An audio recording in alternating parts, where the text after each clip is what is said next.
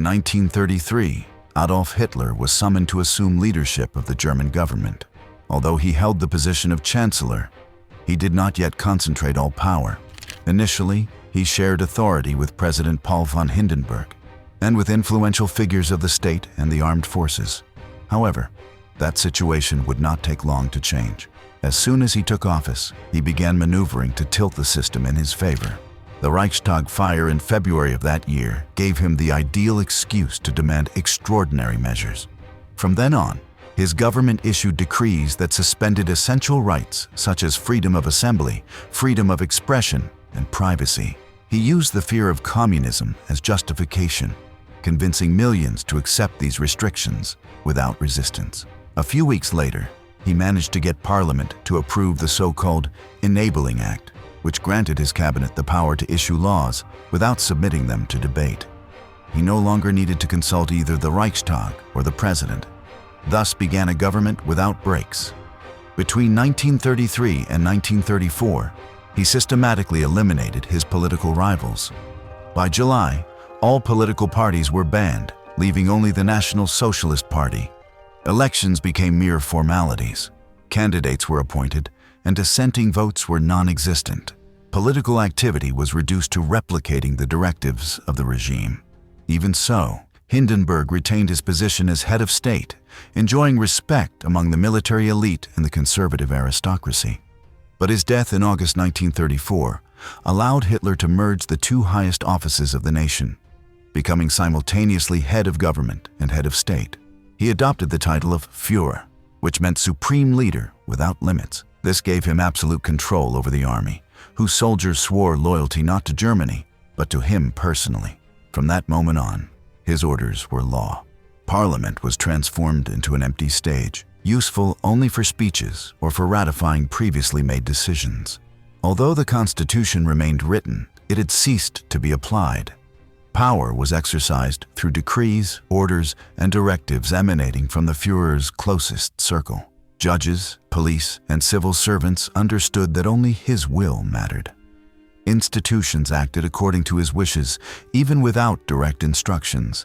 The National Socialist Party did not function as a traditional political organization, but as a network that penetrated every sphere: schools, factories, press, social clubs. There was no space for independent voices. Hitler applied an ambiguous style of command. He often did not explicitly state what he wanted, but his subordinates interpreted it, competing to anticipate his intentions. This system was not governed by written rules, but by the supremacy of his figure, the only constant in a shifting structure. In the early years, much of the population accepted the new regime, some seeing it as order after chaos, others out of sheer fear. The Gestapo, the secret state police, acted without restrictions, arresting, interrogating, or making people disappear without explanation. Ordinary prisons proved insufficient, and special camps were established for communists, socialists, Jews, dissidents, or suspects. A denunciation, even anonymous, could be enough to disappear for months without trial or evidence. The hierarchy was designed so that everything revolved around Hitler. No major decision was made without calculating what he would think. Party and state leaders acted without coordination in a race to please him. Propaganda reinforced his image as a providential leader through posters, films, speeches, and parades. Even dissenters remained silent, not only out of fear of repression, but also due to social pressure. In schools, workplaces, radio, and press, the message was uniform, and anyone who questioned it was branded a traitor. Many, moreover, followed him with genuine fervor. His speeches, charged with pride, unity, and strength, promised work, order, and greatness, a message that resonated in a nation wounded by war and humiliation. The oath to the Führer became the ultimate symbol of his dominion. Power no longer resided in the nation or its laws, but in him. Rules adapted to his will. Those who disobeyed were dismissed. At times he let others act, only to decide later whom to reward or punish. Government functions overlapped, fostering internal conflicts that only he could resolve.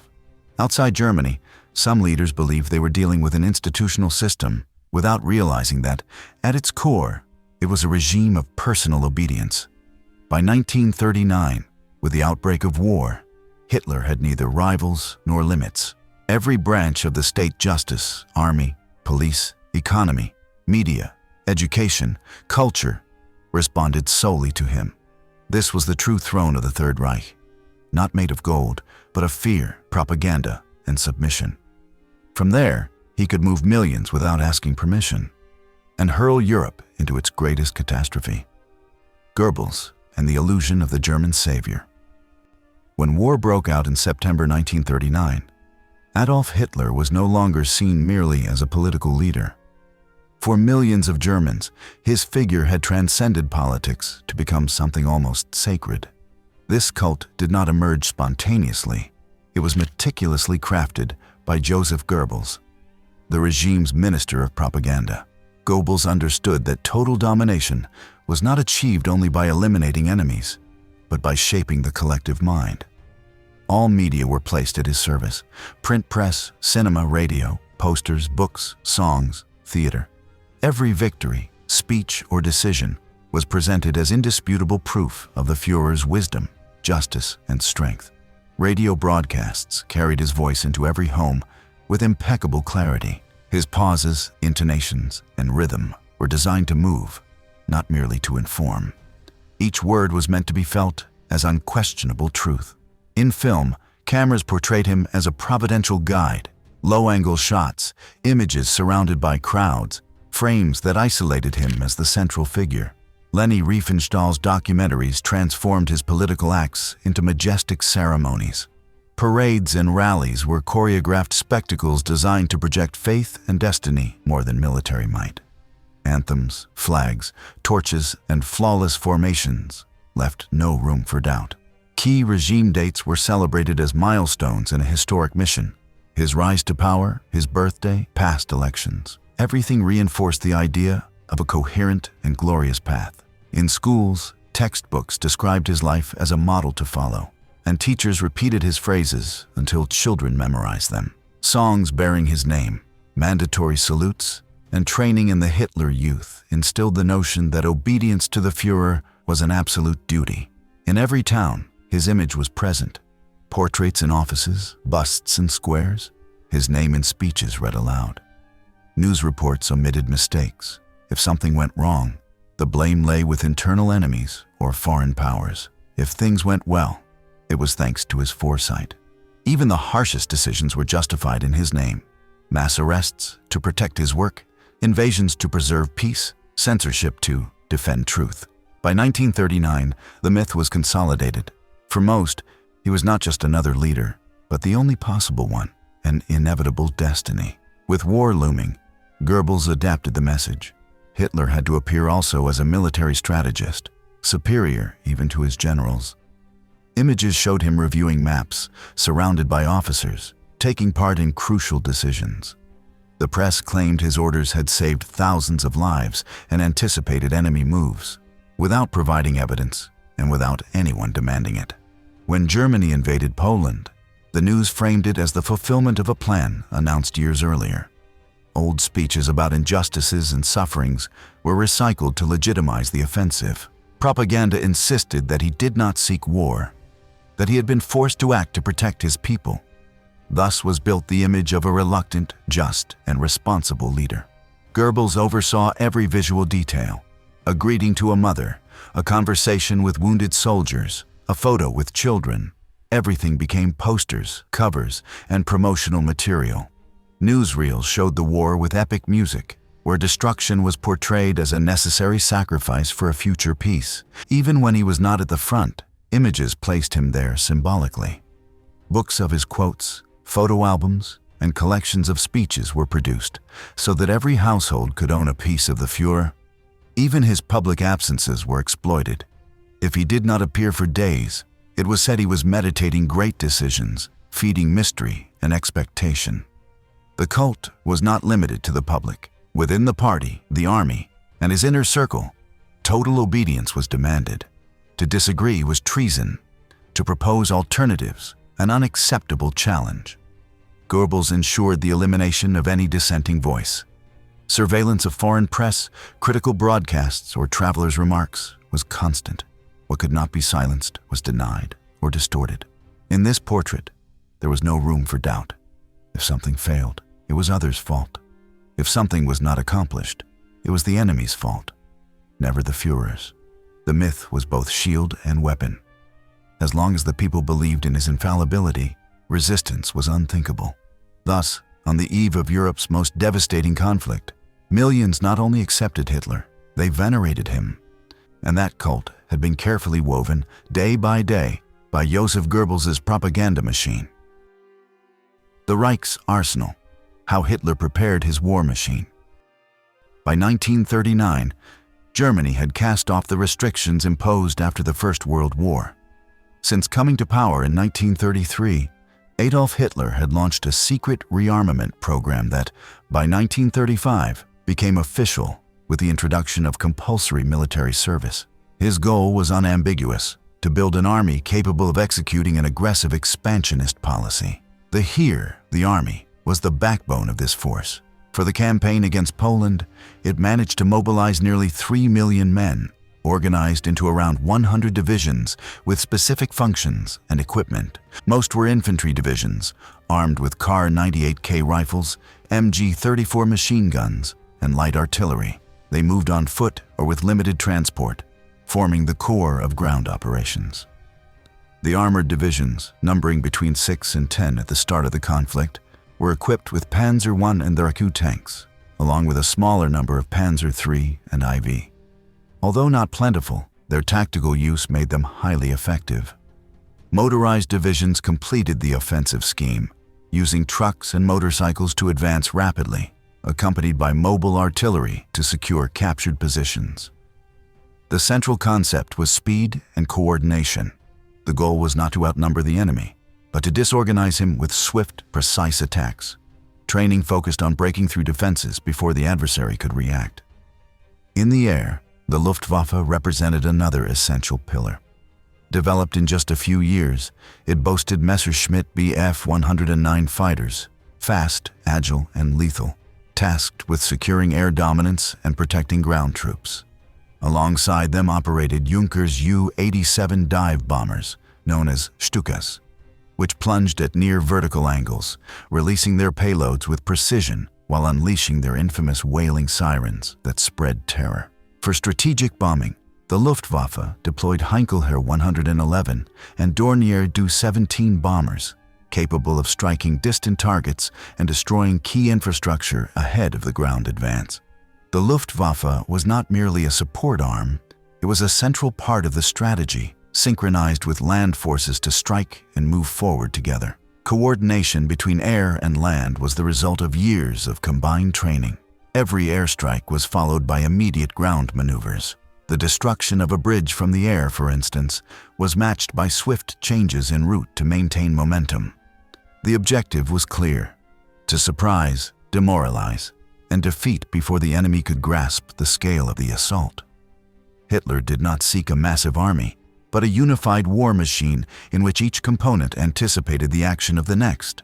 This vision produced a military apparatus that combined discipline, technology, and aggression, sufficient to crush its neighbors within weeks. Rearmament was not improvised. Since 1935, a mass recruitment filled military academies and training camps. There, young men not only learned combat techniques, but were also taught to obey without question. Ideological indoctrination was an essential part of the process, instilling absolute loyalty to the Führer and the notion of war as an inescapable duty. Factories produced weapons without pause. Rifles, machine guns, artillery, and tanks were tested, refined, and replaced with more efficient models. Strategy was designed for fast, decisive campaigns, not drawn-out wars. Within the Luftwaffe, innovation was constant. Engineers designed faster, sturdier aircraft with greater payload capacity, while pilots trained in daring maneuvers, lightning strikes, and close cooperation with ground command. The military structure answered solely to Hitler's decisions. Generals executed his orders, and each unit fulfilled its role with no room for dissent. Coordination between ground and air forces was reinforced with radio equipment, accurate maps, and shared codes, allowing perfectly synchronized operations.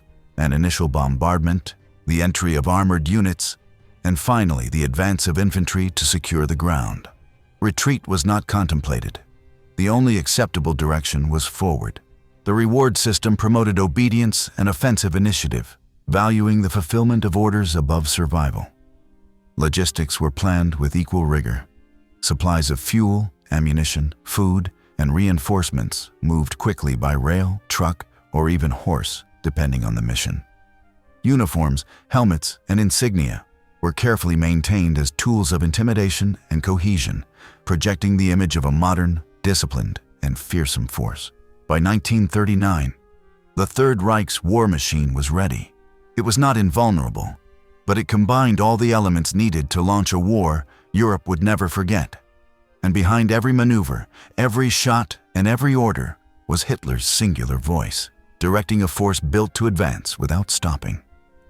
Blitzkrieg, the lightning strike that devastated Europe. When Germany launched the Second World War, it did not do so with a slow advance or a prolonged siege. The blow was sudden, calculated, and devastating. This strategy bore a name that would soon inspire fear: Blitzkrieg, the Lightning War.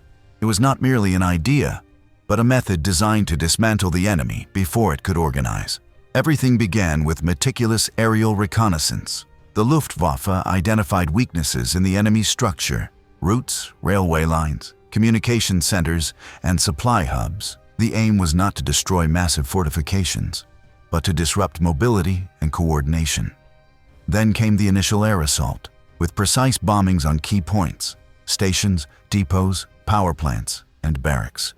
Every bomb had a purpose, and chaos was meant to start from the sky. Meanwhile, the panzer divisions prepared to break through. They were not numerous, but their speed made them formidable weapons. They advanced through lightly defended areas, avoiding prolonged battles and pushing into the heart of enemy territory.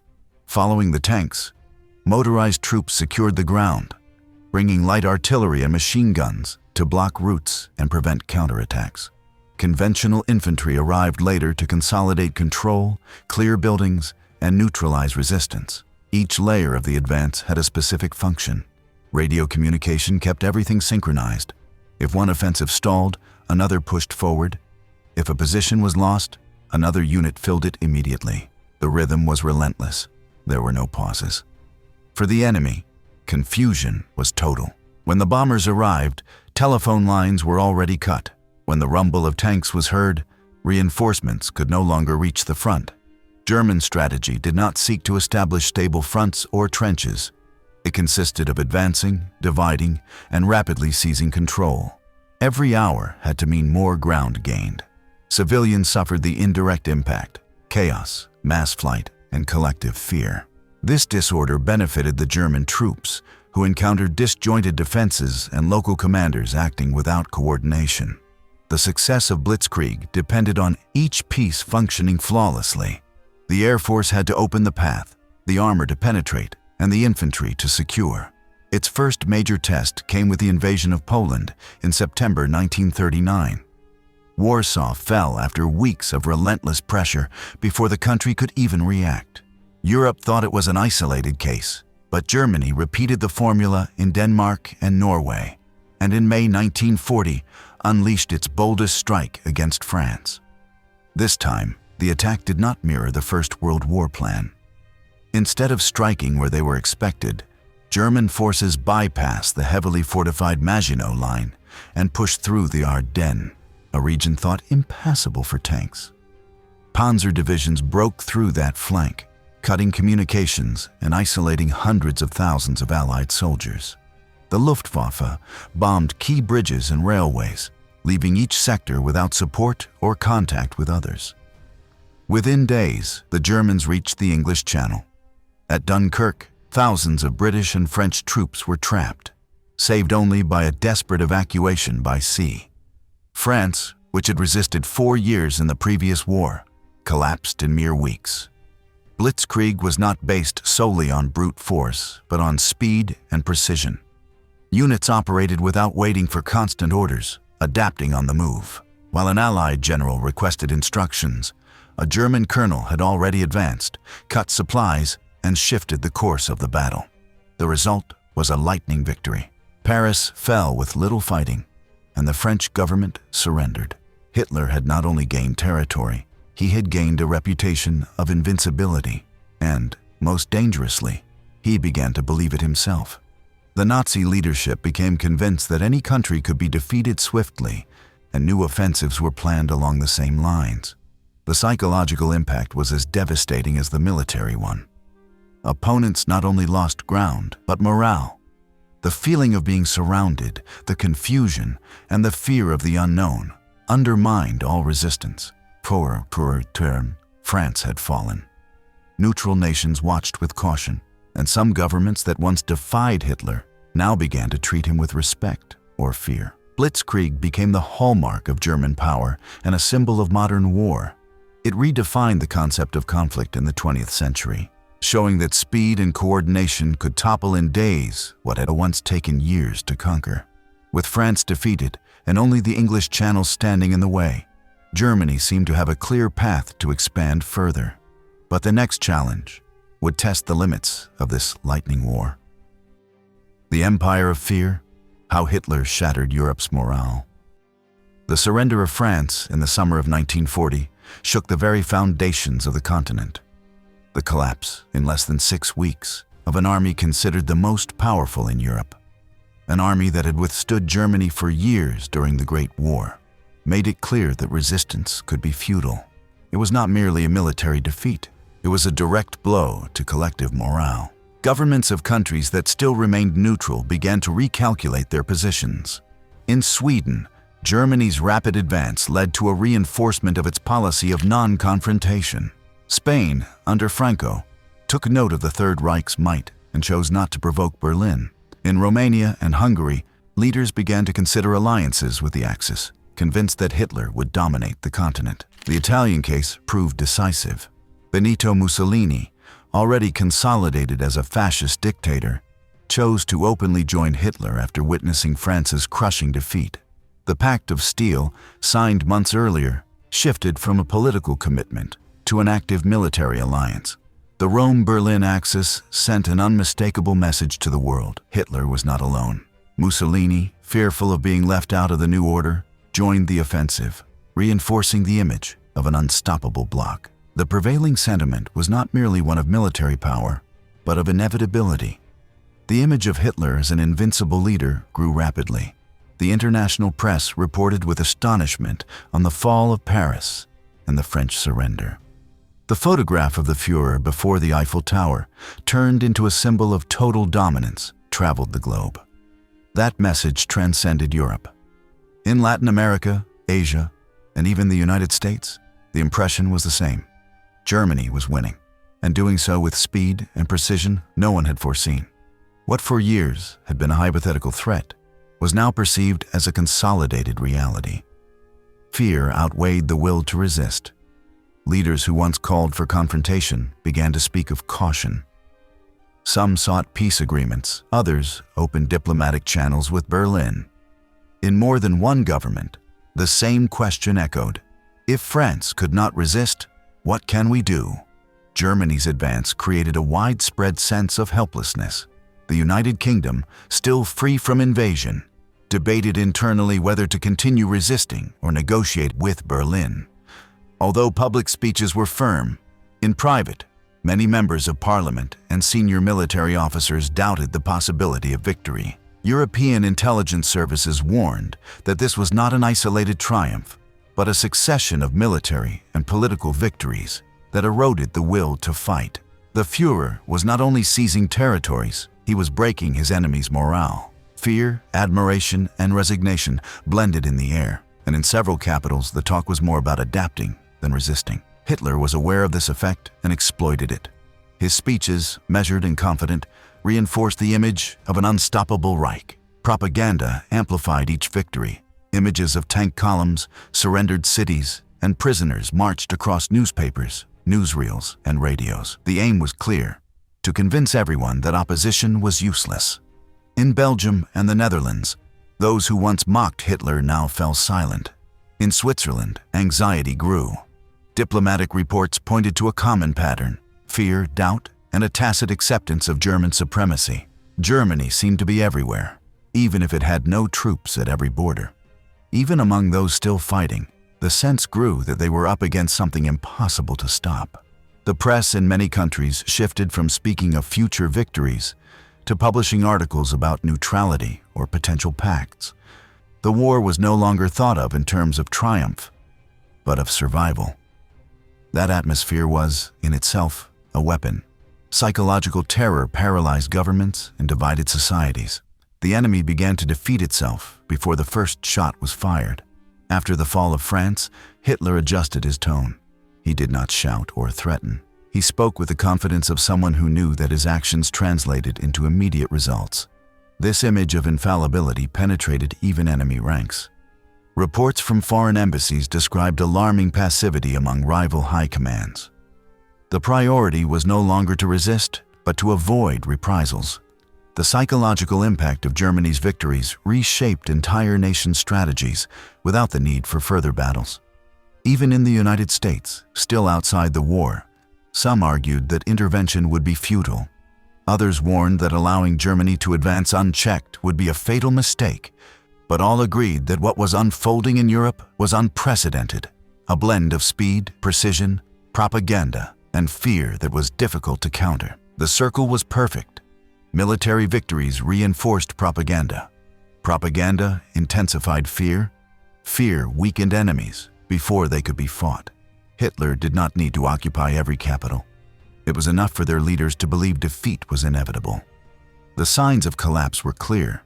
Governments pursued internal opponents for fear of provoking Berlin's wrath. In some countries, citizens themselves called for agreements with the Reich as the only way to avoid destruction. Meanwhile, Hitler continued advancing. Poland, Norway, Denmark, the Netherlands, Belgium, France. Each new fallen country sent a chilling message to those that remained. You will be next. The myth of the infallible strategist grew unchallenged, reinforced by facts that seemed to prove it. By then, even those who hated him felt that confronting him was like crashing into a wall. It was no longer a matter of debate or persuasion, but of avoiding becoming his next target. This was Europe in 1940, an atmosphere where military triumph in France became an emotional earthquake that shattered the will to resist of entire nations. Hitler had understood that war was not won only with tanks and planes.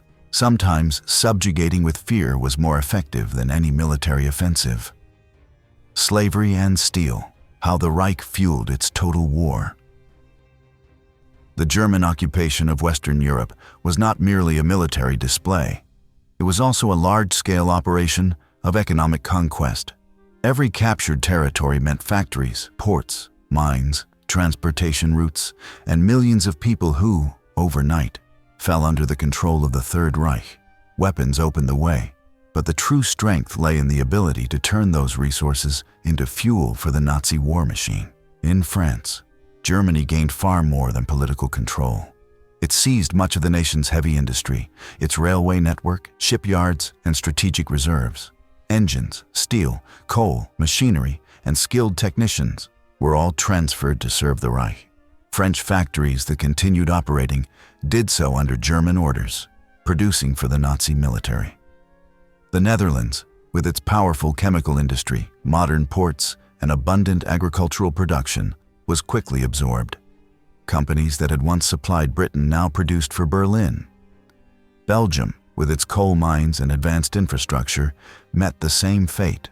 In Norway, the main interest was strategic, dominating maritime routes and securing iron supplies, with key ports such as Narvik, vital for transport from Sweden. Denmark was occupied with almost no resistance.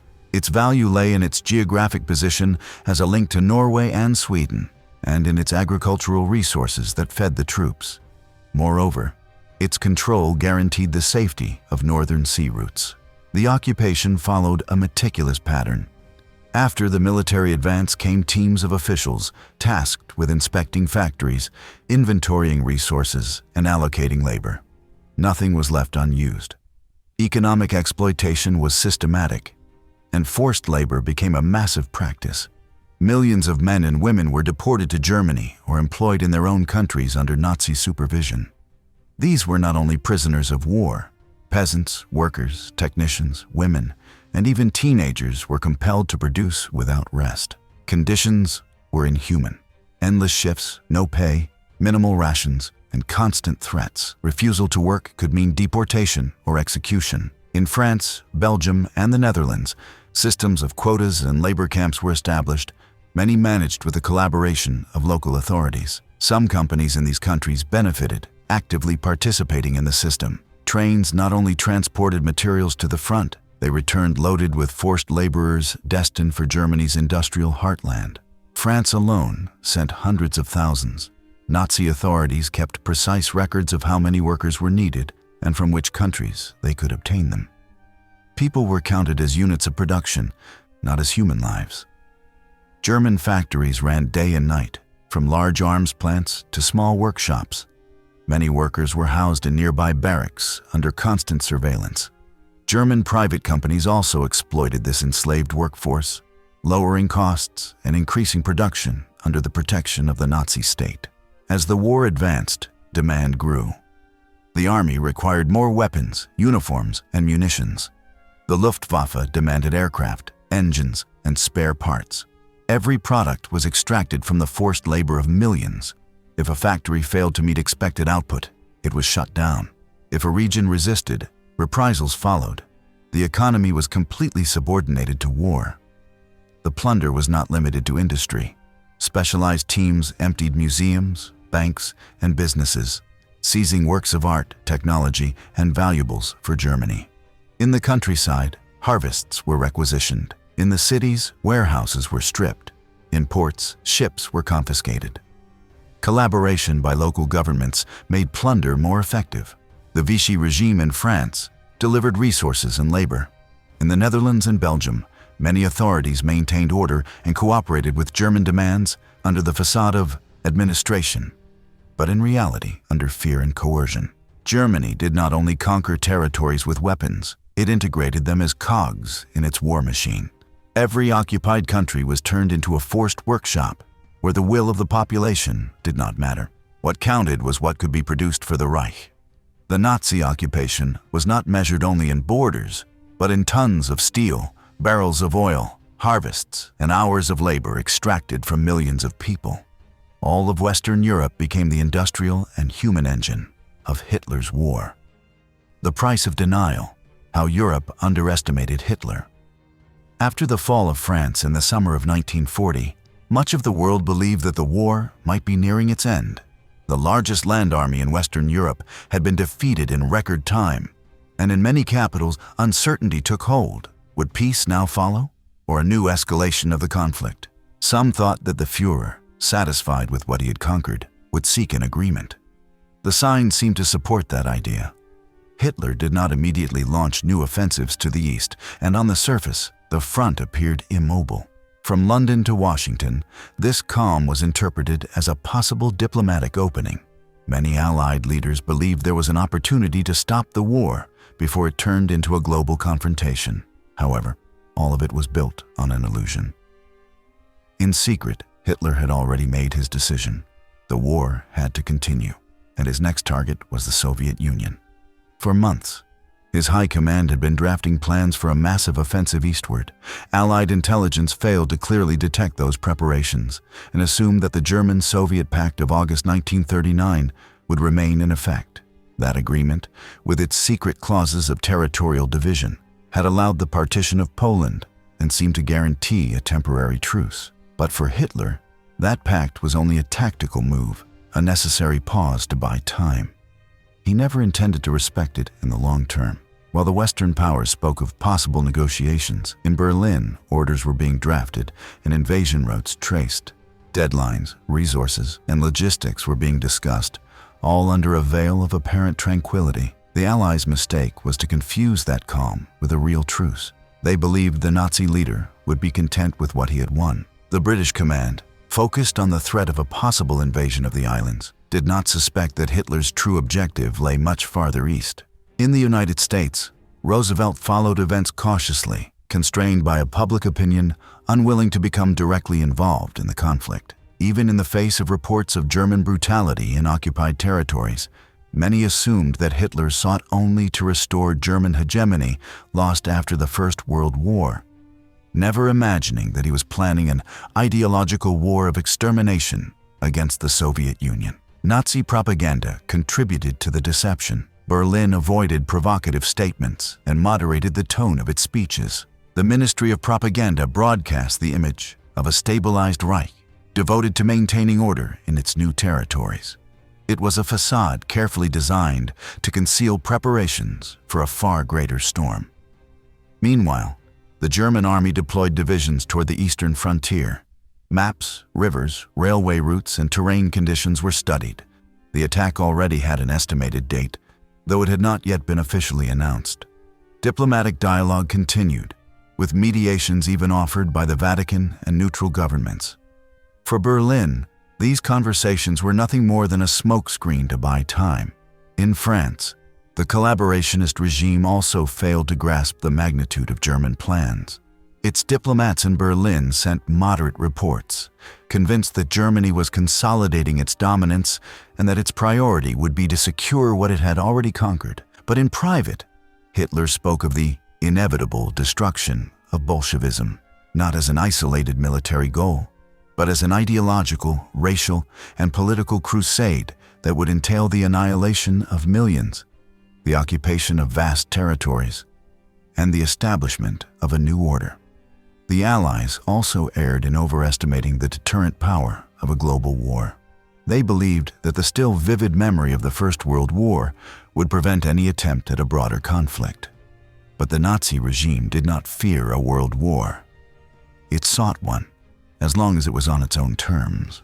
In Berlin, the High Command refined every detail. Fuel, ammunition, and equipment reserves were stockpiled. Operation Barbarossa, though not yet officially named, was already defined in maps, meetings, and classified orders. This deployment went unnoticed by many governments, clinging to a baseless hope that there was still time to negotiate, that Hitler could be reasonable, that there were limits he would not dare to cross.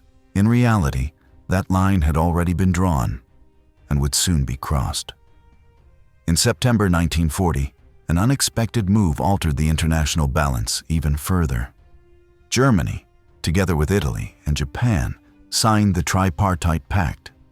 This agreement not only formalized their military cooperation, but also projected the image of an axis determined to challenge the Western powers on three fronts: Europe, Asia, and the Pacific. For many observers, the conflict ceased to be European and became the prelude to a global war. Japan's entry into the alliance set off alarms in Washington.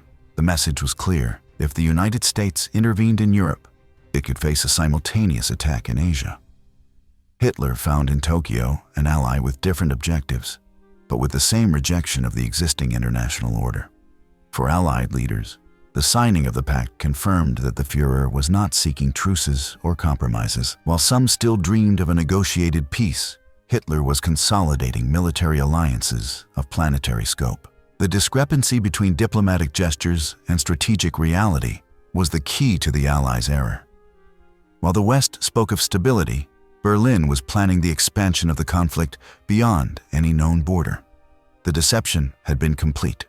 Hope was useless, and the world, unknowingly, had just entered a new phase of horror. Terror from the skies, the aerial strategy of the Third Reich. With the outbreak of war, the skies ceased to be a mere backdrop and became a decisive front. The Luftwaffe, already established as one of the most modern and lethal air forces in the world, did not limit itself to supporting ground operations. Its true potential lay in something deeper: the ability to instill terror on a massive scale. From the first attacks on Poland, aerial bombardment was integrated as part of a deliberate strategy to break the enemy's will. Warsaw was one of the first targets of this tactic. The Polish capital suffered unprecedented devastation. It was not merely about neutralizing military objectives. The purpose was to strike at the very heart of civilian resistance. Hospitals, schools, markets, and streets filled with refugees became targets. Within days, thousands of lives were lost. The message was unmistakable. No place was safe, not even under a roof. In May 1940, Rotterdam suffered the same fate. While Dutch authorities were negotiating their surrender, The Luftwaffe launched a massive attack. The city center was reduced to ruins in minutes. More than 800 people were killed, and tens of thousands were left homeless. The intention was not military. It was to send a warning to the rest of Europe. Defying the Reich would bring immediate and catastrophic consequences. The technique combined precision with spectacle. The Stuka dive bombers, equipped with sirens on their landing gear, produced a shrill howl during descent. This sound, designed to generate panic, preceded the explosions. Fear spread before the first bomb even struck the ground, sowing chaos in the streets and confusion in the defenses.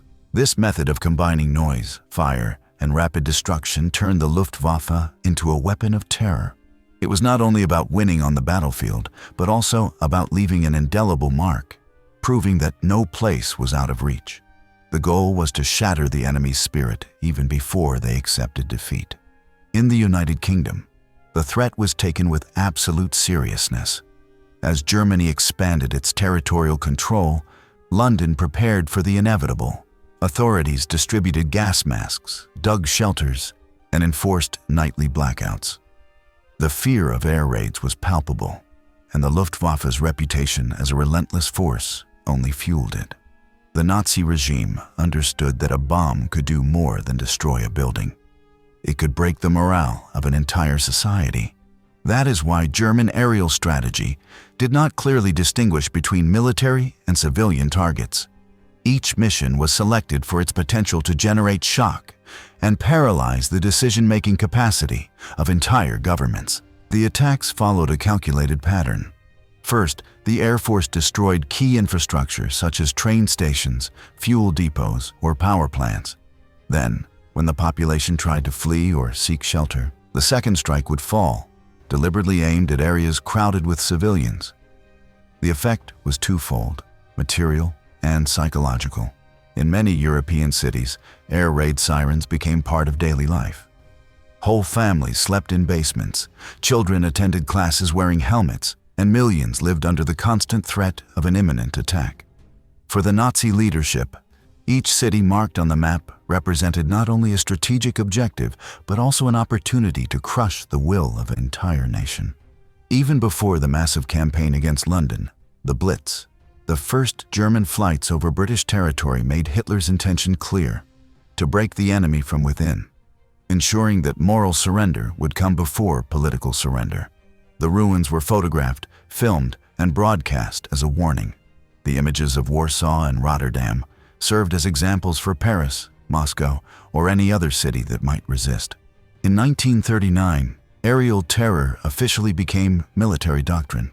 War was no longer fought solely between armies.